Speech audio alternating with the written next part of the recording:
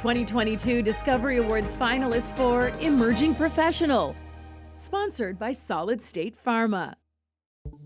Wastewater is one of the largest point sources of pollution to the environment and to freshwater resources in Canada.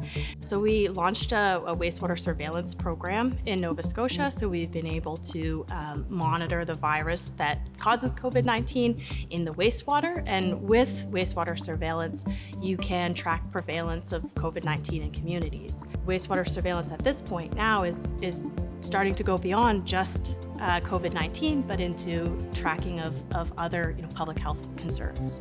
Protecting freshwater resources, protecting marine water. We live in Nova Scotia, that's a big one, is really important to maintain these resources for now and to the future.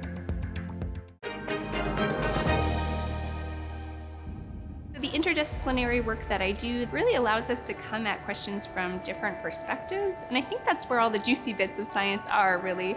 I'm really excited to be establishing a neurovascular imaging lab at St. FX. It's important to study diverse populations in neuroscience in order to make sure that the findings that we have apply to everyone. I also hope to get more Nova Scotians from diverse groups involved in research, whether they're participating in studies or being the researchers themselves. I've never really pictured myself as a scientist, actually, and that's one of my motivations for doing science outreach specifically with girls. I think targeted funding for getting girls and women involved in science is really important, bringing diverse perspectives in to solve some problems in new, novel ways that we haven't considered before.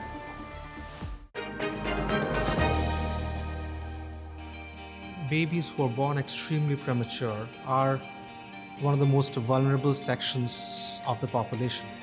It is important to include them in research and find out exactly what works for them and what's safe for them. What we found is that simple, inexpensive drugs that we take for pain control works to treat this extremely complicated heart condition called the patent ductus arteriosus, to prevent this heart condition and prevent these babies from going to surgery.